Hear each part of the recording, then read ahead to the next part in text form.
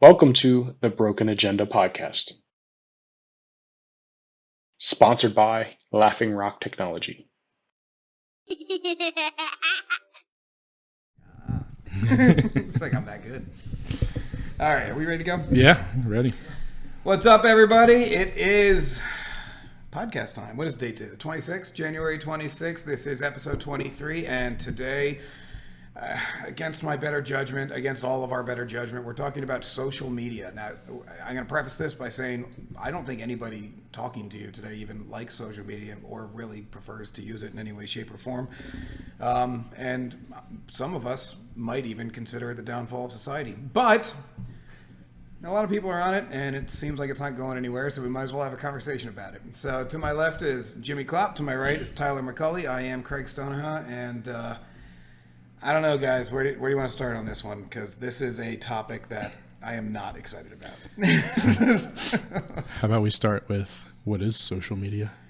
For those who don't know. I don't even know anymore. Like, look, this is the problem with this type of topic. What it used to be and what is it now? Well, Yeah. Go ahead. No, I very much remember when Facebook first became a thing. It was very exclusive. You had to be at certain colleges to even get access. And then I remember everyone being like, they opened it up to high school kids and grandparents. Now it's done. It's over. Now it's just old people. It's just old people. That's all. Old people and people that love to yell. Yeah. It's all caps with the occasional picture of a kitten. Like, I'm telling you, Facebook has absolutely devolved into a cesspool. Oh, yeah. Like, have you ever? When was the last time you've been on Facebook? I hardly even use it anymore. Okay, have you been on there? I only go on when I have to for various random items. I think it's been taken over by everyone who was picked on in school. Yes, it's become just an absolute pit of hate. You can say anything in the look, unless you're saying something that is untrue, then everybody will support you. Like if I went on there right now and told everybody I had cancer, I'd get a lot of hopes and prayers. Hopes and prayers. You know, I'd get a lot of that stuff. But if I said something that was true, you know, like, hey guys, I have a podcast, it'd be nothing but trolls. like just, why don't you tout your podcast? It's not about that. Go to the right social. This is a LinkedIn thing. You know, it's literally they control you. They troll you about everything. Like there's nothing I could post that I cannot envision a troll coming on and saying some dumbass remark. It's. I wonder if they live under bridges. Those trolls. No, they live in their mom's basement. Everybody, unless their mom lives on a bridge, then no. That's kind of like under a bridge. It kind of is like under a bridge. You're right. I mean, yeah, technically. They live next to a stack of old shoes. Everybody walks in the front door, out the back door, and they're underneath it. It's kind of like, exactly like a bridge. They are. They're basement trolls.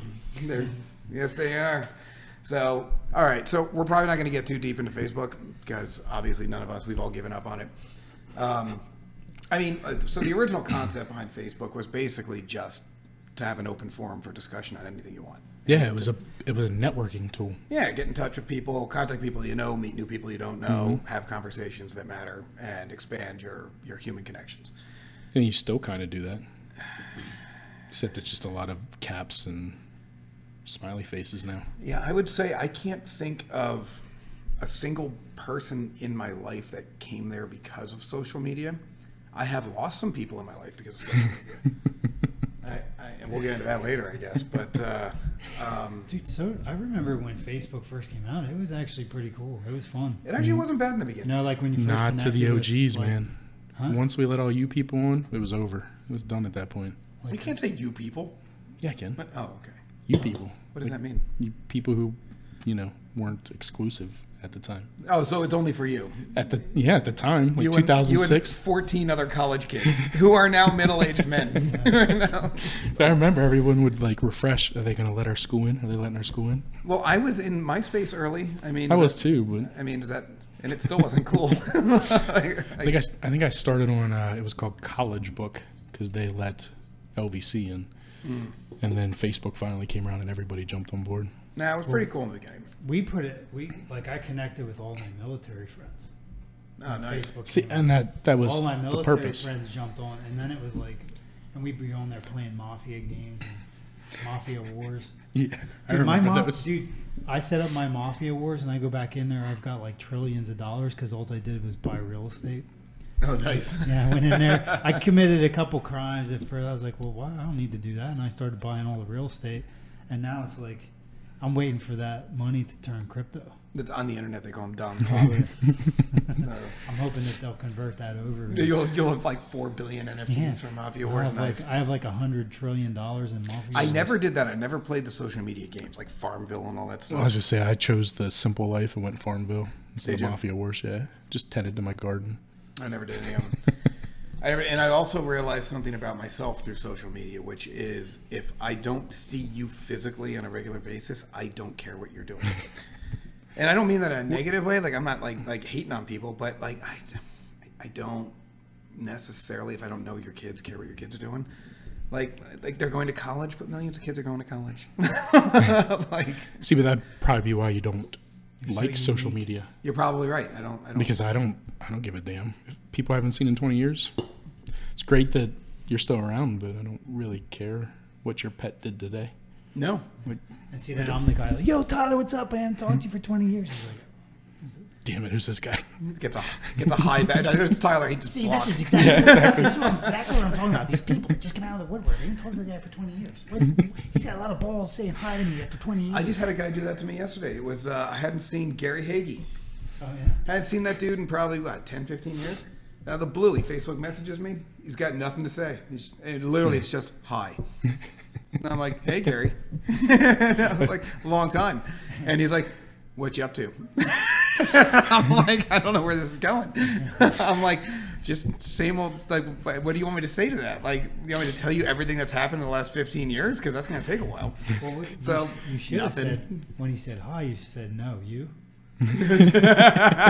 Just screw with him. See, last time I did that, somebody reached out to me on Facebook, and I was like, "Oh, cool." You know, I was like, "I don't get on here much. How you doing, man? It's good to hear from you." Great. You should see this new product that I. That's what they always do. What the hell? Next thing you know, they're trying to sell you artisanal juices That's what every it was. time. Yep. It's amazing.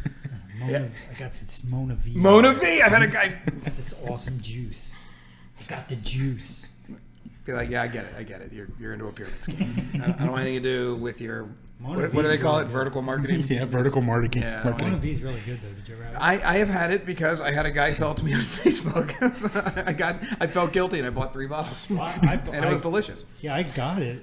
I got it when I went to a seminar out in Vegas, and then we just started buying it. Like I had like the ability to sell it, but I just bought it for myself.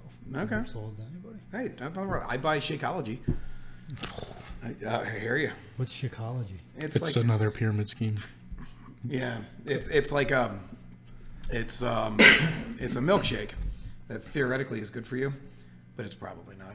I got so many bags of that shit laying around in my house because my wife got into it Oh, and see, then stopped drinking them. Oh, see, you've seen me come into the office. Yeah. Like I've got my shaker. I drink my shake out. I swear it works for me, but I only think it works for me because I eat a wildly unbalanced diet. Like it's mostly just meat with the occasional potato mixed in. Yeah.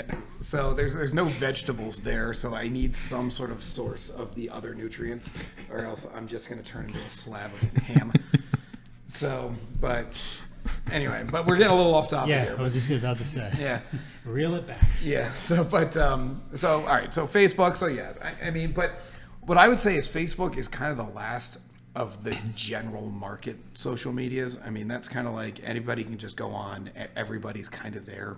And what do they have? They have like 2 billion users or something like that. But most of the other social medias have kind of picked a lane. Yeah, to some extent, I think. I mean, Discord really, really resonates with the gamers. You know. But you're seeing that cross. No, you're gonna see cross. But Because I'm part of Discords, but for my interest stuff, and it's not gaming. Yeah, I'm in a lot of crypto and NFT groups. Yeah, I'm in a actually, lot. NFT groups actually specifically, not crypto really. So, and then you've got, I don't know what TikTok is. Nobody knows what that is. Audius, that's, audio file sharing, like you were saying. Rumble is a competitor to YouTube, which YouTube's just videos. Rumble's just YouTube's. Parler and Twitter. You've got Parler's conservative, Twitter's liberal. You've got YouTube, which is, I guess, liberal. Rumble, which is conservative. I mean, they're picking kind of an audience. Yep.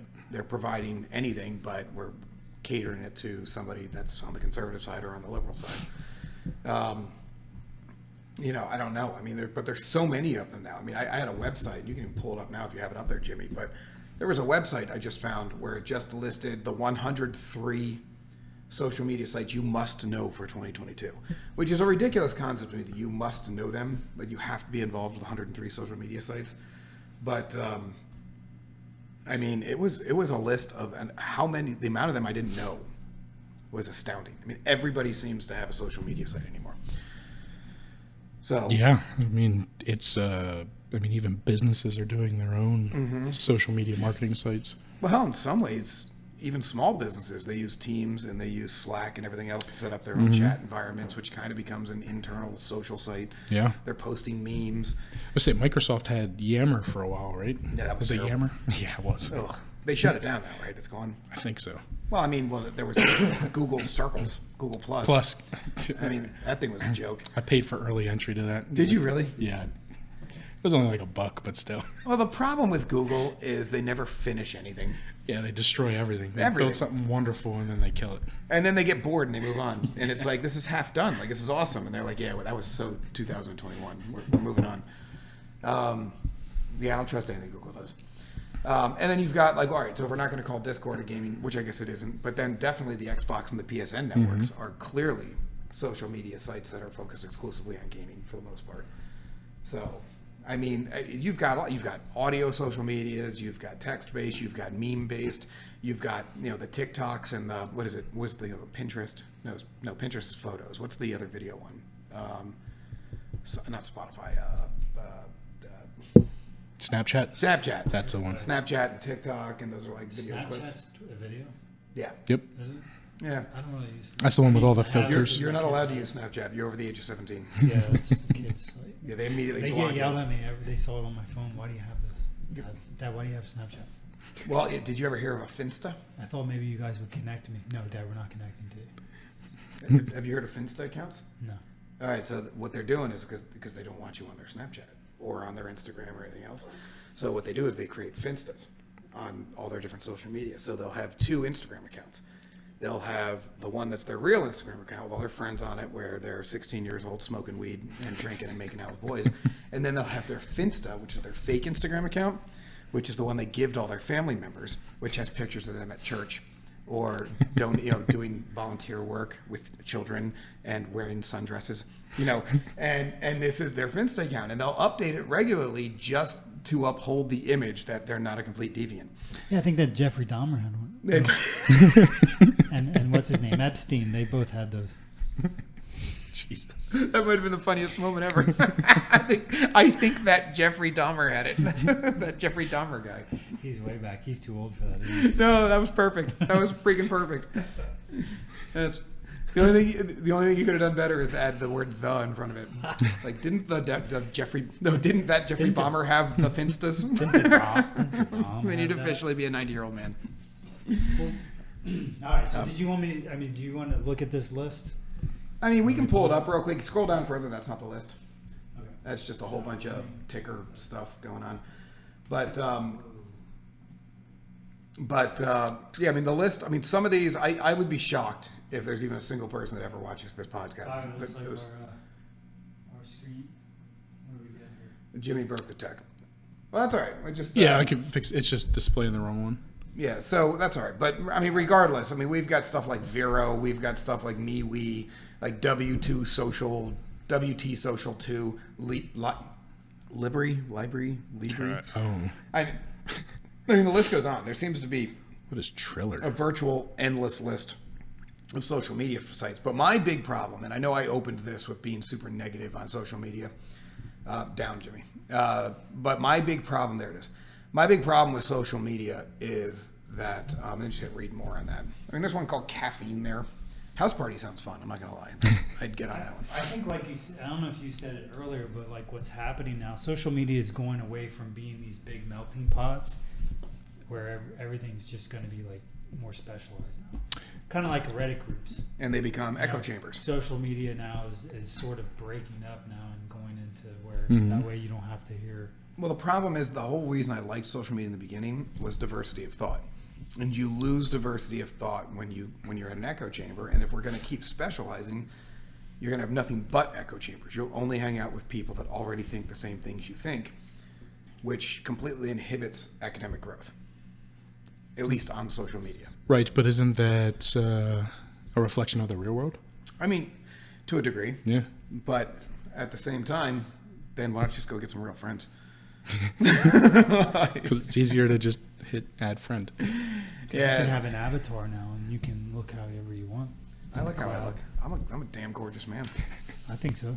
Thank you. That's twice you've complimented me today. I'm going to start getting a I don't know, complex. man. Must be something in the air. Just saying, we know you're gay for me. So, I mean, but I think a lot of that adds to one of our further down topics, which is the addiction capacity, which, I mean, and I am a firm believer, and I mean, they've documented this, you know, literally watching people's dopamine levels rise and serotonin levels rise. And I mean, the addictive nature of social media is unbelievably real. Do you want to do anything with this list? I'm going to get all. Do you want to bounce? Hit the read more. I mean, just a cycle down. What do through we it. want to do here? Hit read. Why are you messing with me? Just hit read more. Read more here? Yeah. Yes, that'll be the full list. All right. So I mean, there's. Colors. We gotta get a producer. All right, we're gonna get a producer. So if you scroll up, don't hit frequently asked questions. So there. I mean, you've got like Italki, VK. I don't even know what that means. It's Deviant Art. I'm in. Deviant Art. That's actually kind of cool. Yeah, I've been on that one. Tyler's got his mouse set up. Something's happening here. Like no, 8 tracks. That's for you, Jimmy. Academia. I think we can figure what that is. But I mean, there is almost an infinite number of sub-social medias. That So you see a lot like Reverb Nation popping up, Untapped, which is craft beer. Like it's getting super specialized. which, in that sense, I kind of like that. I do too. If you're yeah. going to a social media site that is only about one thing, at least you're into that one thing. I'm big on wine. Mm-hmm. I might actually use a social media site that's focused on wine. Yeah. Because I know I'm going to be talking to a bunch of people, and it all depends. But I know I'm going to be talking to at least people that care about that one thing I care about. Yeah. So, I thought Meetup was pretty cool, but Meetup seems to be having problems now because of the pandemic. All the groups are shutting down. people can't meet up. Yeah, they can't meet up anymore. They have to do is they have to start meeting up in the metaverse. Well, the pandemic's over. So, and the U.S. hasn't figured it out yet. Really? But I thought people died during the pandemic. no, it's over. So, it's been announced. And they say people die. I just didn't see it. I didn't die. I didn't know anything. Nope. Everybody I know lived. It's over. Pandemic's over. Moving on. College humor. I love college humor. If you've never been on college humor, that's a good one. Flickr. Did you Early use days. Flickr? I've used Flickr. Yep. How about, did you use any of these? I've never heard of SoundCloud. SoundCloud. I heard SoundCloud. That's music. That's a lot of indie music. Funny or Die, I go on. That one's hysterical. That's It's Will Ferrell. yeah, it is Will Ferrell. You're right. I've never heard of Couch Surfing. Zing, I've never heard of. Couch surfing. eToro, I've never heard of. Vero, I've heard of. Medium, I actually subscribe to their newsletter. Isn't eToro, isn't that a Isn't that trading site? investing? Isn't that trading? Yeah. Oh yeah, that is. I do know what that is. I'm sorry. Couch surfing is where like you rent space on people's couches. It's kind of like an Airbnb but for couches. What? That was before Airbnb. Like you could go on couchsurfing.com and find someone who would let you sleep on their couch as you're traveling the country. Oh, okay, gotcha. And what, you just pay them like a fraction of what you would pay for an Airbnb? I think so. Yeah, I think so. Okay. I know someone who did it once. Really? Mhm. I don't know about that. But I they're don't know. home, right? Yeah, like they would be there and they just be like, you can chill. Like some people would have guest beds or they'd just be literally sleeping on their couch. Yeah, I'm cool. I'm not doing that. Yeah, I'd be afraid somebody would be standing over me in the middle of the night. Yeah, I don't. I mean, it's kind of like it's like Airbnb. I mean, you got to kind of put your information in there, get screened. I mean, I didn't use couch surfing, but I don't know if couch surfing is that way. It may be now, but I don't think I think in the early days it was just people said, "Come stay with me if you want." crackheads are like, yeah, I'll stay on the couch. You can share my couch, man. Well, I don't know. Yeah, So, you're by the garbage can next to the fire. so I like this list. The only reason I said to pull this one up was because there's a lot of good older sites. I mean, hell, MySpace is even on this list, which I didn't even realize that was still up. Vero, that's a new one. Yeah, Skype's on there. Like, I don't think nobody uses Skype anymore, really. Yeah. But, I mean, there's still some older ones on there, a lot of newer ones. I mean, Skype is social media. Really? They consider that social media? It really is because it's like open. It's a phone app. Yeah, but the classifications, phone app. but you don't have to have a phone number to use it, and you also don't have to necessarily, you just have to sign up for an account, just like any other social media. And then But you can do you connect like- with people, but it's done through video chats instead of done through texting. They're missing one big thing on here. What's that? AIM. AOL Instant Messenger. AOL Instant The Messenger. original social media. That was the original social media, you're right. Mm-hmm. And, I mean, you could potentially say Yahoo made a stab at it, too. Yeah, they did. They came out about the same time. And like Yahoo Games. Yeah, Yeah, that was awesome. that was something. All right, so So, we're at the bottom of the 103. I don't know.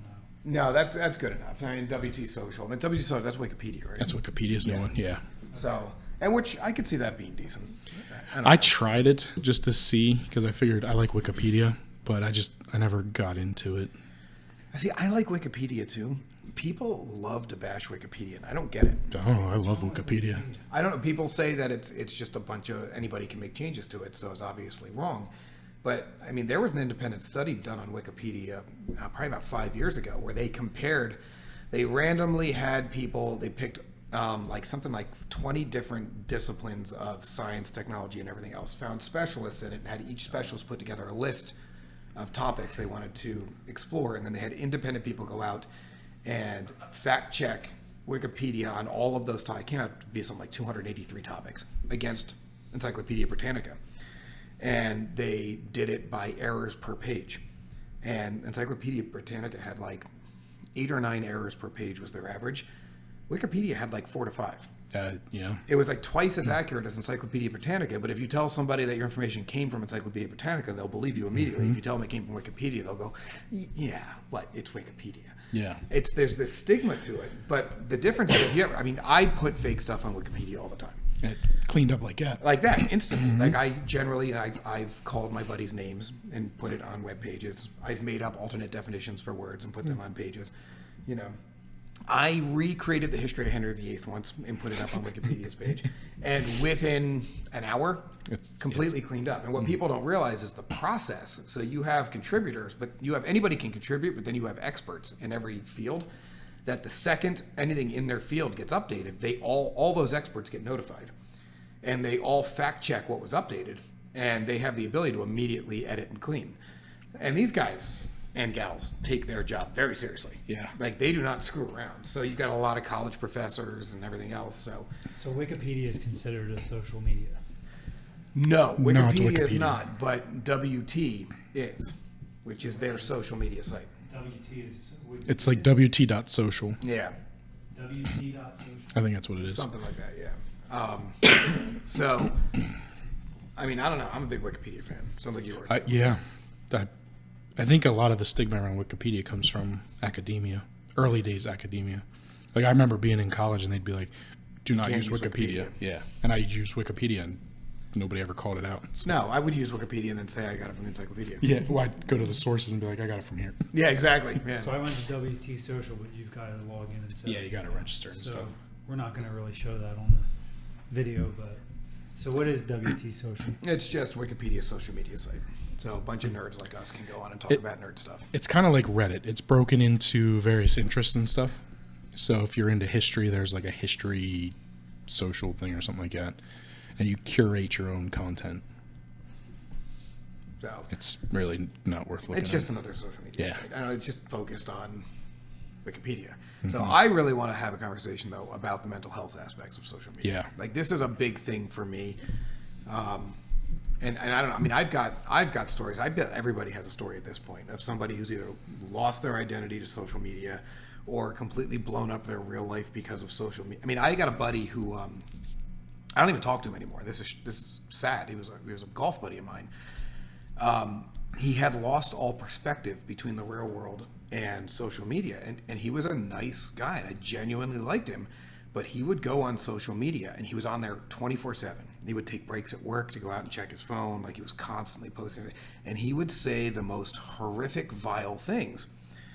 And I called him out on it once, and I was like, hey, look, when you call anybody that thinks this is okay a racist, you do realize that there are a lot of people in your life that think what you don't like, they think it's okay. Like, so you just called all of them a racist. And he's like, that's not what I meant. And I was like, but that's what you said. I was like, and for what it's worth, I agreed that it was okay. So you just called me a racist. I was like, you got to stop this, man. Like, that's not okay. And he's like, you're being too sensitive. And I said, no, if I was being too sensitive, I wouldn't be having a rational conversation with you. I'm trying to explain to you that you're essentially calling people the worst names possible under the guise of using topics and people being too sensitive. And he just did not understand that the words he used on social media actually translated to the real world. He could not wrap his head around this, and he was a totally different person online. And it got to the point where it's like, I don't need this in my life. Like, he would say vile stuff, horrible things. And my rule with social media is if I wouldn't say it to your face sitting this close, I should never write it on social media. There. Like that's my litmus test. But I think a lot of people lose that perspective, and they use it as an outlet for rage or frustration, or they use it as a way to say things because they're too passive aggressive in the world, never say it in real life. And it, it's this relief valve, but it affects real people because real people are reading what they're saying. When you do it from a safe space, right? You're not sitting across from somebody doing it where they could potentially just reach over and punch you. Like, you know what I mean? You hope it doesn't go that way, but yeah. I mean, it's the reality. And a lot of the early internet was anonymized behind screen names and all that, so you could get away with more. And I think there's just some sort of training or conditioning where that still applies for people, except now it's not anonymous. See, he's a younger guy. I don't think that's it. I think there's just a personal accountability situation there. No, and that's the other side of it too. I just think they don't take any responsibility because I didn't do it to you. Yeah. I did it to the general internet. Yeah. And I just think they just kind of write it off. Mm-hmm. But this mental health aspect, where one, it brings out a whole different side of certain people. And I mean, look, we always had crazy people in society, but we never gave them a voice. It's amplified. But now, the craziest of us have just as loud, if not a louder voice than the most sane, rational person out there. So it drowns out the rational people that generally were allowed to rise to the top and let their opinions be dominant with insanity. You lost the filter. You lost the filter. The same people who just kind of spout off what before they even think about it are the same people typing up those crazy things on social media and hitting send. And we knew we had those people, but we just, we were like, that's just the way they are. It's Uncle Joe. That dude's half a bubble off. Ignore that guy. Come on, we're going to talk over here. But on social media, they just keep yelling. Mm-hmm. I mean, it's nuts. But I mean, I think that one, it's an addictive thing for people that are susceptible to that addiction. What's crazy about it is like a fight will never end. No. Because once it's posted, then people can continue to comment on it, and it's like an ongoing argument that just never stops. Well, let me ask you this. Have you ever had your mind changed by a Facebook argument? No. Has anybody, do you think? I stopped using it when I saw the argument started. Yeah. Like, it all of a sudden morphed into something. I was like what is... It's like right when all the COVID stuff came out, and everybody's like, just posting, it's like if you have a position on it, I guess it's just like it just became nothing but fighting. Yeah. But like I swear, like for like 6 months, it was nothing but fighting people. Like just I think a big problem with it Not is for 6 months. It's still like that. Yeah, it's probably still like well, that. yeah. I mean, but the positive sort of came back. Like it was all centered around. Well, I mean, it's just what it seemed like to me. It seemed like it was all centered around COVID and who believed and who didn't. And, I posted out into my network, and maybe I shouldn't have done it, but like I just wanted to see who thought what. I wanted feedback because this was like, 2 weeks into it. So what'd you post? I wasn't really buying. I forget what I posted, and a couple of my friends made some ignorant comments, and I was like, okay, I'm done with this. Like, I sort of let it go. Like, I ended up deleting the posts, and then I was like, I'm not even coming back here. And I just didn't even go back. Because it was like, it wasn't even a discussion, and it was there's like some people that I was like, connected to that have been just horrendous human beings on Facebook. Yeah. Ever since this started. And it's like, and then one guy's like, running to be something in Reading. Like, Great. I forget what his. I don't know if I don't want to. Well, I think it all comes back to but politics. It's like, yeah, it's like, dude. And I'm looking at this guy's post, and his page is so horrific. To look at like what he's done. Is he just a rage monster? It's despicable. Yeah. And it's just like he wants to be in politics. Yeah. Like, I mean, it's just like horrible. It's scary. What were you going to say, Tyler? I was just going to say that if you take the assumption that social media is the place for a logical and rational discussion, you've already lost. It's all about virtue signaling and yelling as loud as possible. It's like getting in an argument with a crazy person. Well, and half these people that are arguing on Facebook won't even like open their mouth like Well, face to face. They have that safe space bravery where they can say whatever they want. They can also pinpoint certain things to talk about with you because most people on their profile are putting their political interest or their causes that they're into, or hell, even just music. And they can use that to attack you. So it's devolved from finding people with common interests and just using all this stuff as a way to attack you and to realize that you're not on their team. So let's just yell at each other. Well, I mean, the effects on real life relationships are real. Mm-hmm. The effects on people's ability to communicate effectively is real. And there are a lot of horror stories I've heard that come out of just people losing their mind on Facebook, on social media. I keep saying Facebook, but really it's any social media. I mean, Twitter's worse than Facebook, in my opinion, half the time. So all of them are bad except TikTok. TikTok is glorious. We'll talk more about TikTok in a minute. We're going to take a break, and when we come back, we're going to get into censorship, and we're going to get heavy into fake data. And we might even talk a little bit about the pros of social media, if there are any. So stick around. What's that you're going to put in the podcast? Probably none of it. Excellent. So we're back. We got to make this next half a little more organized because we were a real mess. The first half. Well, yeah, you're right. Well, we actually. I think we're going to lose the viewers in the front half. Well, then they're not going to watch the back half. So, but I mean, I think we start with censorship because I don't care what social media you're on, what side of this you're on, who you talk to. Everybody's got an opinion on social media censorship, right, wrong, indifferent, or anything else. And I don't know. I mean, there's arguments to be made on the censorship side that run the gamut. I mean, from it's absolutely necessary and they should be doing even more to it's absolutely unreal. Look, I mean, I'll open it up with my personal opinion.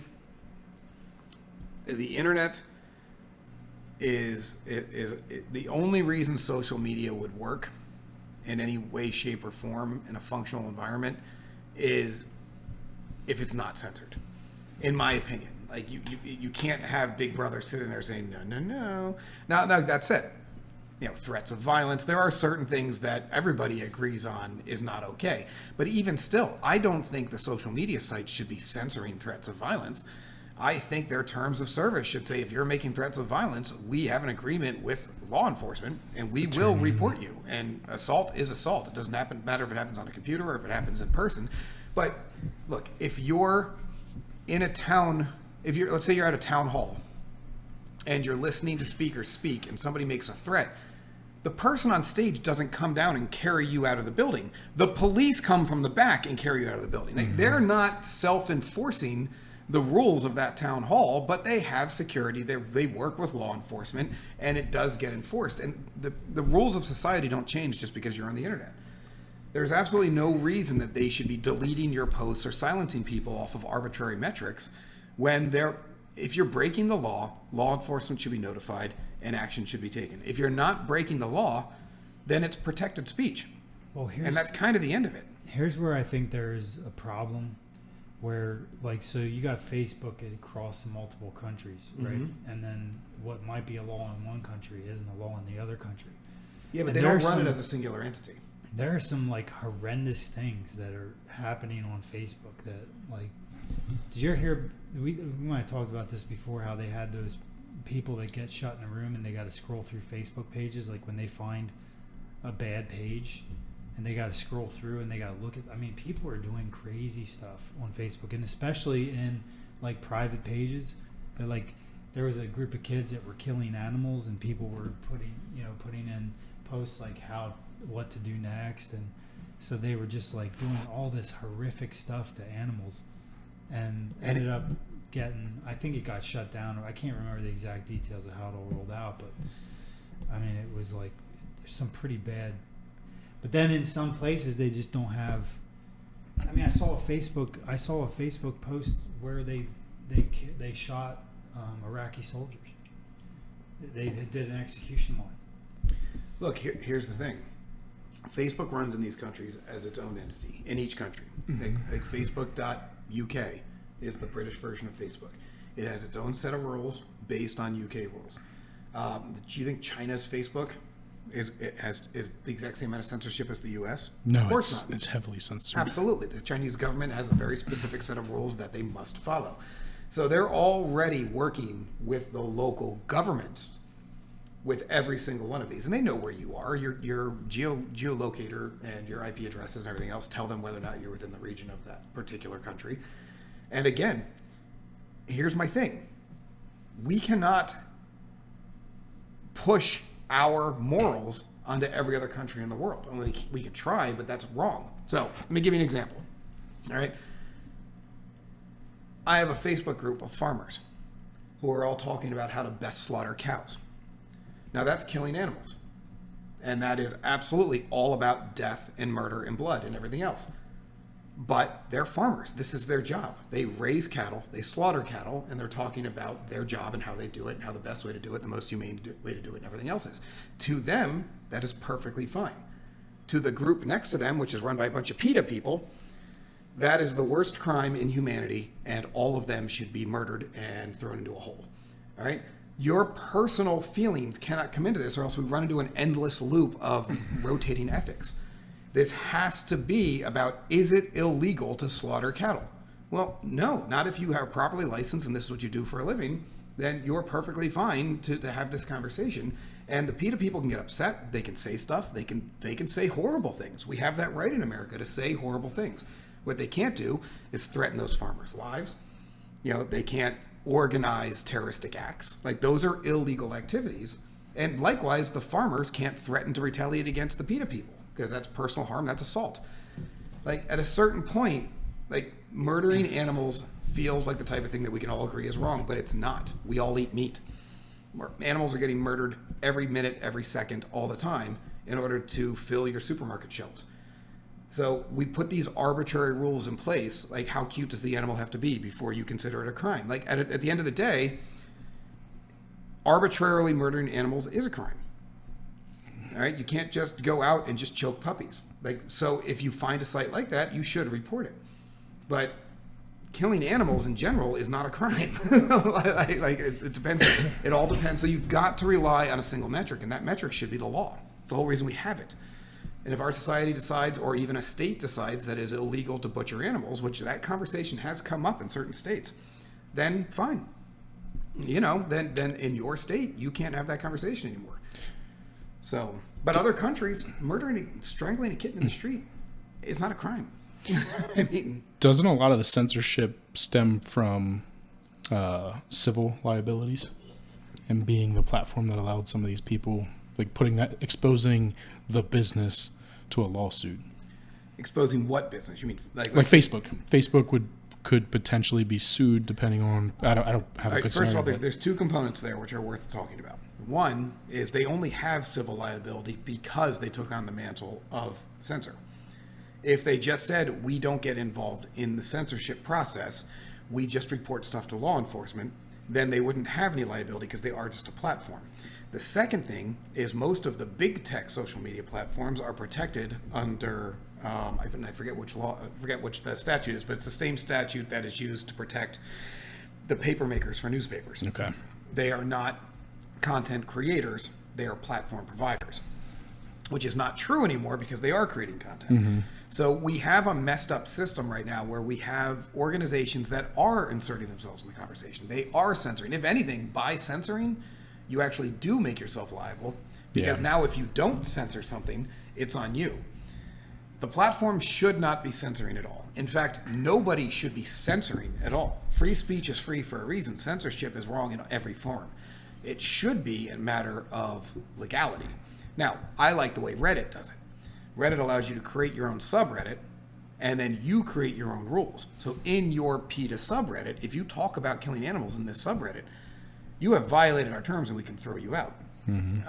That I like, and you could absolutely apply something like that to Facebook for groups.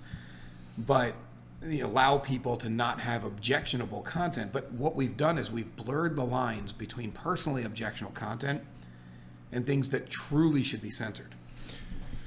And that's where my issue is. And by censoring it, you take on the responsibility of censoring all of it. And at that point, now that responsibility becomes unbearable for the platform. So I'll be clear, I hate censorship ever since I was a kid and they had edited songs on the radio. But doesn't forcing Facebook or another social media platform to just allow everything also limit just a general business's ability to choose who they do business with? Why would it limit that? Because you're telling Facebook, the business, that they have to allow all, and you just report stuff. So you're not allowed to choose what happens in your space. Oh, that's not what I'm saying. I'm saying it's Facebook's choice whether or not to censor, because it's their platform. But if they choose to censor, they also take on the liability of any lawsuits that come from that choice to censor. Like, as soon as you decide to get into the content creation or deletion portion of your platform, you now take on all liability for the content that is posted to your platform. So Facebook has a choice to make. Do we get involved in the content, or do we just be a platform? That is their line. Okay. As soon as they start censoring and start getting involved in the content, they are now legally liable for that content. Okay. So they're no longer a platform. They are now a moderator. Mm-hmm. And as a moderator, when you don't censor something, if you miss something, let's say there's a terroristic threat made that your bot missed when they were doing their sweep, you're now partially responsible for the terroristic act that came from that threat, because you were the one that said you were going to censor it. You took on that responsibility. And the only reason they're getting away with it right now is because they're covered under a law that has no bearing on these platforms. They have big lobbies, and their lobbies have lobbied themselves into being classified as the paper that newspapers are written on. And I'm sorry, they're not. They're not. They generate content, they delete content, they change content, they promote content, they de-promote content.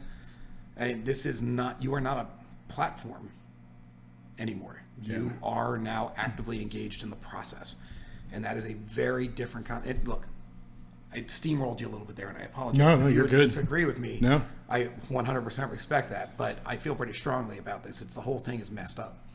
And I don't want the government censoring either. I'm 100% on your side. I hate censorship. I think it's stupid. So I found this here.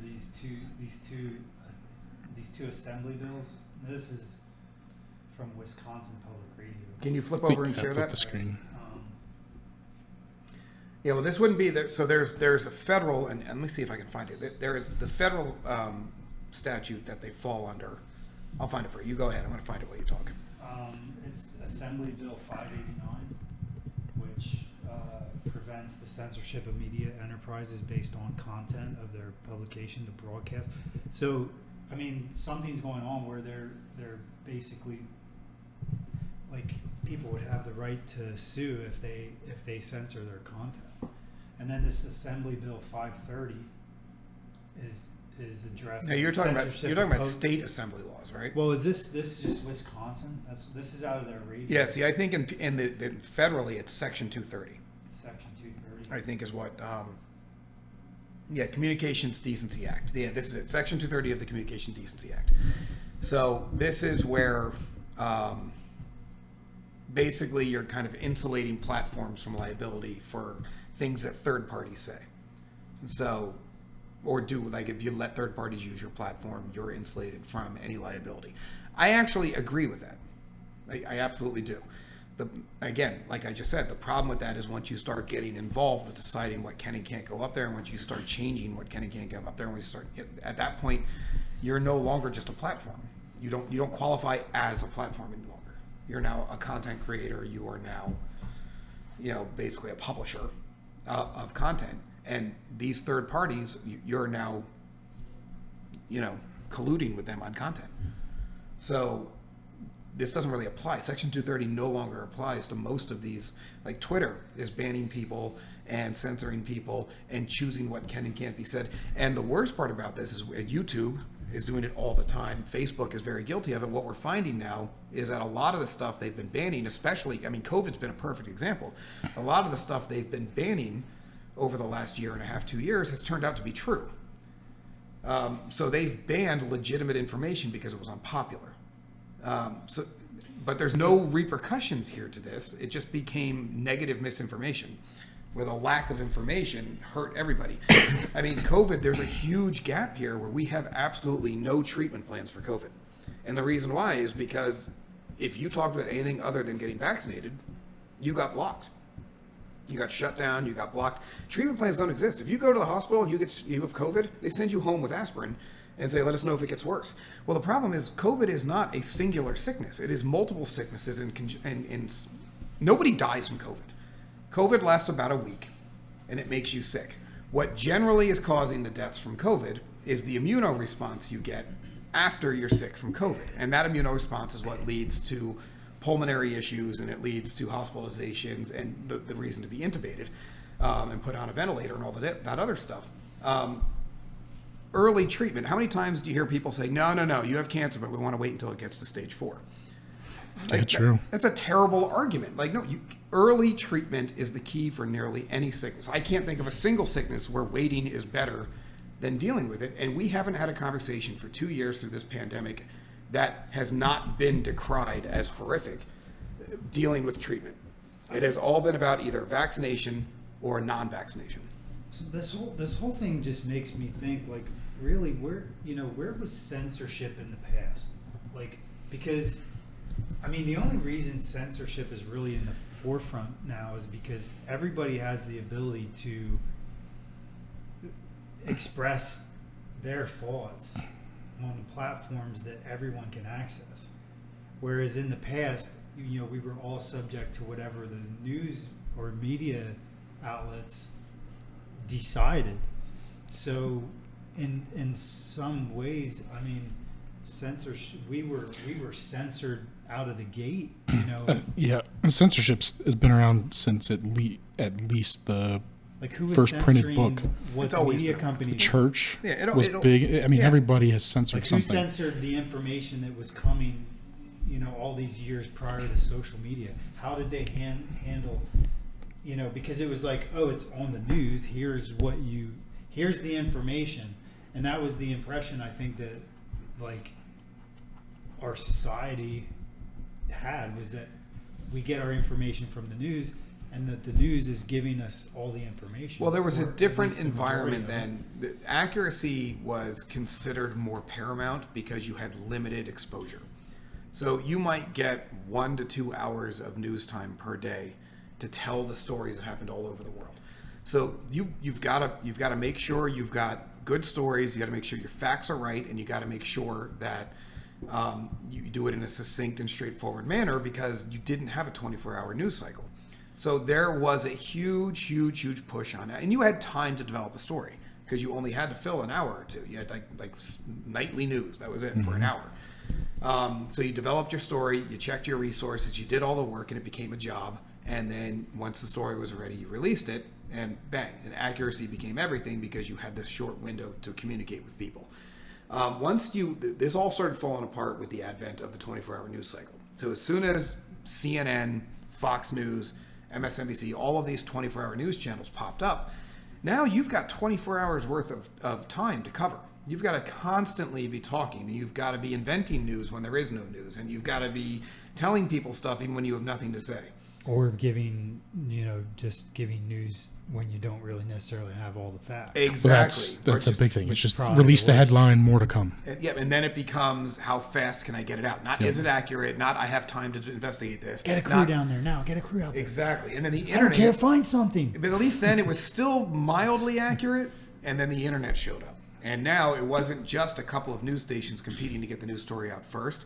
It was every idiot with a keyboard that heard a rumor could break something before your news station could. Yep. And now it just became a free for all where I don't care where don't we'll check the sources later. Just say it. Like we want to be first. And then it no longer became about the news. It became about being first. Be the first one to say it. We'll fact check it later and we'll put a blurb and apologize when we're wrong later. But just say it. I mean, I think one of my favorites of these was Covington. I mean, Covington was an absolute. What do you want? A $300 million lawsuit against CNN over that one? I don't even know. Who's Covington? What is this? So this is a bunch of kids from I believe it was a private Christian high school, went to Washington D.C. and while they were waiting for their bus to leave D.C. at the end of their field trip, they got into an altercation with there was a group of Native Americans who were protesting, and there was also a group of African Americans who were protesting. So there were these high school kids and these two protest groups that were all waiting around, I believe it was the Lincoln Memorial. I don't remember exactly where they were, for buses. And the groups protesting weren't waiting for buses, but the high school kids were.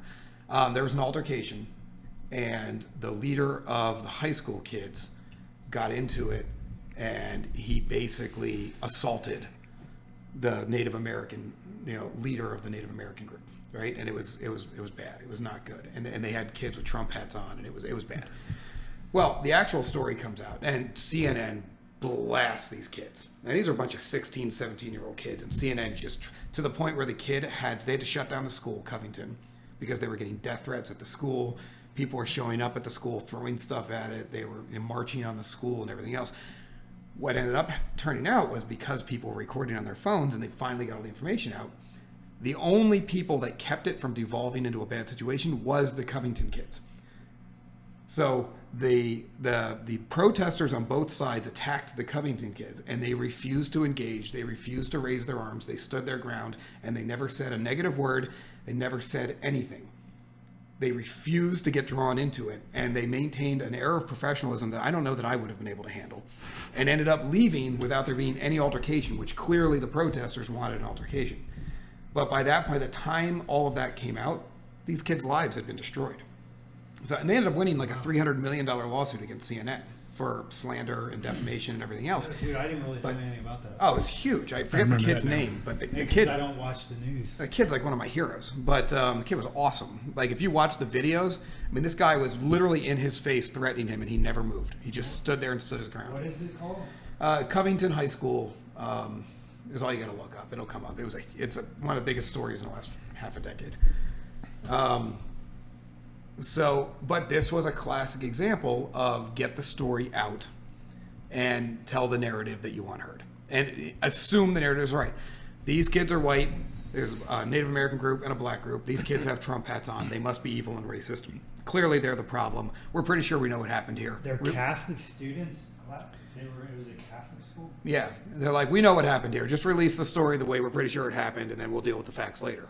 And they just made up the story just to get it out first. They just made the whole thing up. It was completely invented and 100% false. It was very disturbing. So that's the picture that they always showed, was him with that smirk on his face. No, don't play the video. No, don't play the video. That's fine. So, but no, it was the epitome, though, in my mind, of the media's just complete lack of ethics. Like they're not worried about telling you the news. They're worried about telling you a story. They're worried about entertaining you. They're worried about being first. They're worried about a million other things besides telling accurate news. Well, and there's a financial incentive, too, because just look at that website. It's covered in ads. Absolutely. Every time you come to their site, every person who comes, they're getting paid for it. Any site. Yeah, I mean, any site. I mean, even if you went to look at it on CNN's site. Go to Lancaster Online, which is Lancaster County's newspaper. You can't even scroll through it. It's just ads. Nothing but ads. Yeah. So, I mean, there's absolutely. If you can That's generate what it enough is. hype, you can make enough money to offset the lawsuit. Get the traffic. And the worst part about the first to press type stuff Hey, is Goldman Sachs is up there. There you go. very First on few the people list. come back and check the correction. Yes. So but here's the news. This is the truth. And they don't bother to ever look back into it. I would bet if you brought up the Covington story to 10 random Goldman people, Sachs at least has- half of them would think that it was still a bunch of white kids attacking Native Americans. Yep. Goldman Sachs has 5 ads here. 1, 2. They were just the highest bidder for each of those spaces. If you keep hitting refresh, you can cost them some money. Really? Should we refresh? No, don't, because then you're just giving it to Fox. So no, but this is a prime example of, and in my opinion, that's why. Look, this is why CNN could get sued, was because they are generating content. Like, they're not just allowing third parties to report; they're generating their own. Their reporters said this stuff. Their anchors reinforced it. They kept telling this story. It was on their website. They generated the content. They were the ones who were responsible for it being posted there. And that's why they got sued. How is that any different than Facebook or Twitter, who are allowing content or disallowing content or pushing content or deplatforming content? They're doing the same thing. I don't know. I don't see the difference. Yeah, it's definitely a slippery slope. I mean, yeah, it's a complicated situation. Because, you know, this thing about, like, if you have, I mean, you think about, like, I mean, Facebook is a company, right? Mm-hmm. So then you still have to, if information is being put out, you still have to, like, you're associated with that information. You don't have to be. You have to tell yourself you're not associated with the information. But, you know, if you have a general feeling, a general opinion, and then you start seeing things on your, you know, being promoted there that are not aligning with your beliefs or viewpoints, I gotta imagine that's a difficult situation to be in. Well, and I think that dovetails nicely into our next topic, which is fake data. Mm-hmm. I mean, and this one is even more difficult than censorship. But I think censorship, to me at least, is pretty cut and dry. Fake data is like you're saying, it's very difficult because it's become so hard. Nobody wants to wait for data. I mean, nobody does. It's become all right, so here's a good example. So I had a conversation with a guy, and he said to me that he was very convinced that that the system was racist because police officers who shot black men kept getting off. And I said, all right, I understand your premise. I got you. I see where you're coming from. I said, so here's the thing, though. What do you know about the trials, and what do you know about the results? Have you read the judges' opinions? Have you read anything? And they're like, well, no, I just know that this happened. And then 6 months later, I find out they got off. And I said, so you never actually wanted to, you heard that a black guy got shot by a police officer, and you just were outraged. You went straight to emotion. You went straight to outrage. I said, then you never really got involved. You never really looked. And then they got off, and you assumed it was racism. I said, this is a patently flawed processing system. I said, you can't do that. I said, first of all, it would be the greatest conspiracy of all time that every single one of these trials are happening locally in the communities in which the crime happened. And every single time they keep finding the same way. I said, first of all, that's a lot of people that are colluding together to make sure the cops get off in a lot of different cities all over a very large country. I said, second of all, I said, these lawyers are choosing these juries in the communities where they're happening. I said, so a lot of times you have got, maybe an all-black jury that's letting this cop go. I don't care what color the cop is. I'm just saying, like, a black defendant gets shot and an all-black jury lets them go, and you're calling it racist. I said, but at no point do I hear you talking about the facts that go into this. We have a fundamental lack of patience to wait and see how things pan out and to get all the facts, and a fundamental lack of investigation. Like, we have unfettered access to data, and we don't leverage it at all. We don't dig into these things. We don't find out what the actual story is. We don't find out. Not once have I ever had that conversation and had somebody be able to tell me why they exonerated the police officer. They never know. They just say it's because of racism. And that's a cop-out. That is a classic cop-out. Like, there's always a why. And if you don't know the why, then you're spreading fake news too. And this is the problem we run into. So there's so much fake news, not just as the clear bots that are posting headlines that are obviously wrong, but just from people who are making assertions based on their feelings. I think the sad thing is that people were under the impression that the media was trying to provide the information. I think you're right. And now all the media cares about is ratings. And the media is poison. And they're poisoning society because they want ratings, not facts. You know, and it's really a shame because, you know, everybody's probably guilty of it at some time or not, unless you're an obsessive compulsive reader, like maybe yourself. Like I am. So it's kind of sad that you can't tune in, you can't see the headline, and trust it. You're right. I think that's just kind of. So do you think that a lot of the fake data comes from the failure of the media? Absolutely. I mean, there's a conflict of interest. It's just like Tyler said. They want the ads. Because I mean, I have they three. want the ads. They want the ad revenue that's going to come from these sites and these posting and the story. That's what they want. That's what they care about. You know, and it's just poison to society. Do you think it will change now that, with the exception of Fox News, network news ratings are virtually non-existent anymore? Do you think this will change things? Well, I think other media sources have come up. I think people are much more conscious of it now. I mean, I don't trust anything I see anymore. I don't trust any headline from anything unless I read it, and I wouldn't even vouch for anything. I wouldn't even take a stance on anything unless I read it. So it's almost like, unless I have the time to like really dig into something, you know, I've pretty much just decided I'm not going to participate, you know, and then you really have no opinion. But what do you think about the fake data? I think us three are in a bubble, right? We don't get into social media. We are more of there's something here, let me dig in type. I think a lot of people spend their life just doing this, reading the headlines. There is that seems messed up. Well, click.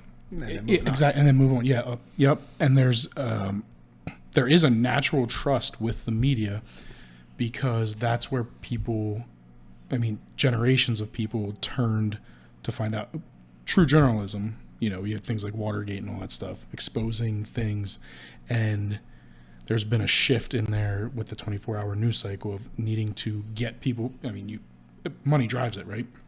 Get people to watch our channel because we have the ad revenue from the commercials that are playing or websites. And I think there's a whole generation of people who do the scrolling, read the headline, see it comes from someone like a CNN or something like that. It's like, well, I can trust that because that's the truth, because they've always been truthful in the past and they're true media. Whereas some of these third-party media or independent media orgs, it's easier to knock them down.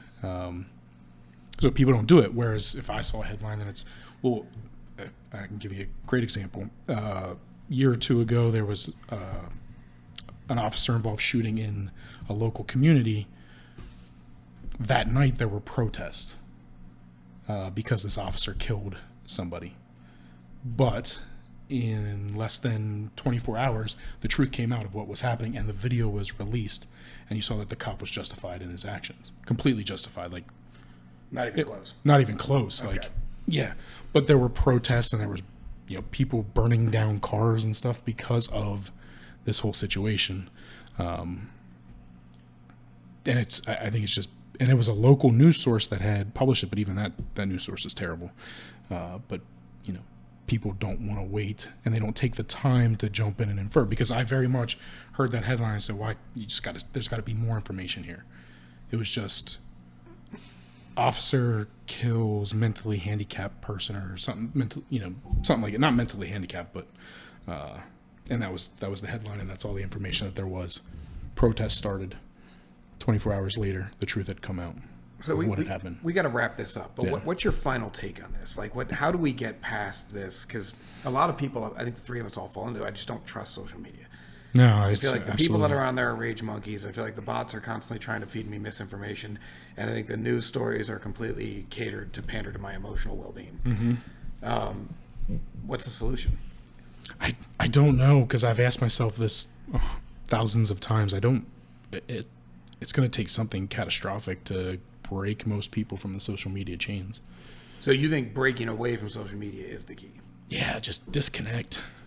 I mean, it was for me. I can tell you the exact moment when I realized I needed to get off Facebook. Well, there's a legit study out there that says people that do 1 hour or less of Facebook per day are on average something like 85% happier than people that do not. Just that one change of just spending less than an hour on Facebook a day makes you infinitely happier, which I think is about as telling as anything can be. It's huge. I don't think like if you'd have done that study what are we now, 5 or 6, 7 years ago, I don't think that would have been the headline. You may be I right. think people were enjoying it, and I think what's happened now, what it's become, isn't what it used to be. And honestly, well, you see all those things coming out now with the employees that are coming out from Facebook saying like they are driving negative media, like that is their focus, because hate and anger, Again, they're influencing content. hate and anger sells, and that's all they care, because all they care about now is the income revenue that's coming off the ads that are in the stream. And Facebook doesn't even look the same anymore. When you look at Facebook, my entire homepage is nothing but ads. I'm wondering where the people are. And frankly, I think Facebook is dead. Wait, there's people on Facebook? I think Facebook is dead, and that's why he made a desperate ditch effort to move to Meta. Because I think it's dead, and they're raking in as much revenue as they can while they die. Oh, you may be and right. then they made this jump to Meta, and that's like the last, like, we got to change because we're going down. We're a sinking ship. Yeah. I think that's what happened. Now, Square did the same thing. Dorsey did the same thing with Square. They changed the block. I don't know what the thing is there, because I think Square was like up and coming. That was kind of a interesting move for me to see him do that. But before, like, I had heard about CNN's ratings plummeting pretty huge. Yes. And I didn't really look into it much, and I just did a search here, but Oh, they're unbelievably bad. their ratings dive by 90% after 2021. Now, I'm going to do exactly what probably most people do. I'm just looking at the headlines. I don't know how legitimate this is. And this is mypost.com. This is Daily Mail, Fox News. Well, I would immediately skip Fox News. I like dailymail.uk Because Fox News is because the enemy. They're going to write something bad anyway. And I don't know how big these, Well, New York Post. Look, the fact that there are certain things you can look at that you can trust. The fact that a lot of the headlines all agree tells you there's probably some legitimacy to the general article content. 90%. Now that, what does that tell you? well, it tells you that people don't trust CNN anymore. And look, they're 90%. That's like if you're still watching CNN, I can't help you. I don't know what you're doing. I don't know what you think is going to happen. I'm not a Fox News fan. Like, if you're going to sit there and say, "Oh, you're probably a Fox News guy," I don't watch Fox News either. I literally don't have cable. I don't know any of these things. I read my news on multiple different. Fox makes you mad too. Yeah, I don't. You know, I can't deal with Fox either. Yeah, when I watch Fox, I'm just as frustrated as to watch CNN. I watch CNN, and it's nothing but lies. And then you turn to Fox, and then it's just Fox is all pissed off about the lies, and then all they're doing is pissing everybody off. More adding fuel to the fire. Look, I think ultimately this is a good thing. I think network news eating itself will break the confidence that people have in the news, which will ultimately make them stop just believing the headlines. But I don't know how long that takes. We've never been here before. Not like this. It's going to take time, and especially with someone like my mom. My mom's in her 70s. Mm-hmm. She's been trusting the news since the 1950s. Like, this is not going to be an easy habit to break. At 6 o'clock, she watches the news. Look here, this heading. CNN has its second most watched year ever, 2021. Look, so we're just looking at headlines. There's a whole conflicting. Yep, and what you really got to do then is you got to go into the ratings numbers. You got to go into the Nielsen numbers. You got to go and you got to do your own homework, and that's what people don't do. But CNN ratings plummet 80%. So that's what I heard. And my favorite thing though is what you're seeing right there. Goodbye to the Trump bump. Like they love to justify things away. Like sometimes they won't lie about the numbers, but they'll spin it in a way that tries to explain it like it's not their fault. But if the Trump bump was real, then Fox News would drop 90% too, which it has not. Fox has actually grown in ratings, I believe. So what you've got here is you've got a fundamental lack of confidence in CNN. And instead of getting introspective and figuring out where that's coming from, you've got them lying to themselves and generally just spiraling down the toilet. And that's the epitome of a bad business model. So we do got to wrap this up. We're way over time. Hopefully you stuck around for the second half. I personally think it was much better than the first half. Yeah. Don't tell the first half. I'm Craig, Tyler, Jimmy. We are out. Have a great night. The Broken Agenda Podcast. Sponsored by Laughing Rock Technology.